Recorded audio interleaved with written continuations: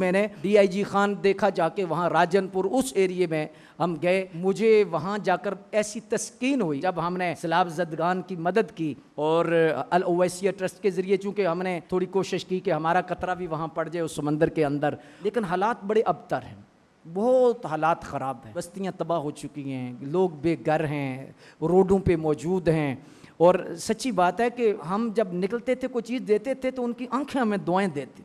उनके दिलों की जो आवाज़ें थीं और उनका जो अंदाज़ था वो ऐसे ही था कि अब ये दुआ रुक नहीं सकती, अर्श के सारे दरवाजे खोल रहे हैं।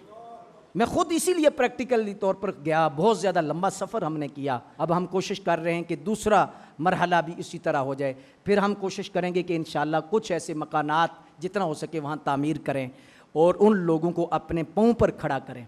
अभी तो फिल वक्त ये है कि पहला मरहला जो है कि उनकी ज़िंदगी बचाना है, उनकी सेहत का ख्याल रखना है। फिर दूसरा मरहला है कि उनको अपने इलाकों में आबाद करना है, उनके घरों को तामीर करना है। तीसरा मरहला ये है कि उनको फिर उनके कारोबार स्टेबल करने हैं।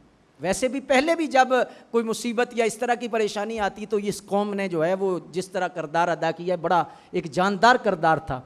लेकिन इस दफ़ा भी हर शोबा ज़िंदगी से ताल्लुक़ रखने वाले लोग ना, उन्होंने अपने दिल बिछा दिए हैं, अपनी आंखें बिछा दी हैं। वहाँ मैं देखकर और इधर बच्चों की कोशिश देकर, लोगों की कोशिश देकर, एफर्ट देकर के दरवाजे खोल दिए हैं। और इस हवाला से सबसे पहले नंबर पर हजरात ये मजहबी जमातें रहीं, जिन पर लोग तनकीद का निशाना बनाते हैं और उनको ताने देते हैं। सबसे पहले नंबर पर मजहबी जमातों के जितने कारकुन रहे हैं और उस अंदाज में पहले नंबर पर उन्होंने हर हवाला से काम किया। और वहाँ पर मजहबी जमातें पहुँची हैं जहाँ पर तसव्वुर भी नहीं किया जा सकता, हेली के बगैर जहाँ पर पहुँचा नहीं जा सकता, वहाँ पर कश्तियों के ज़रिए, प्यादल, इस अंदाज में हमारे लोग पहुँचे हैं।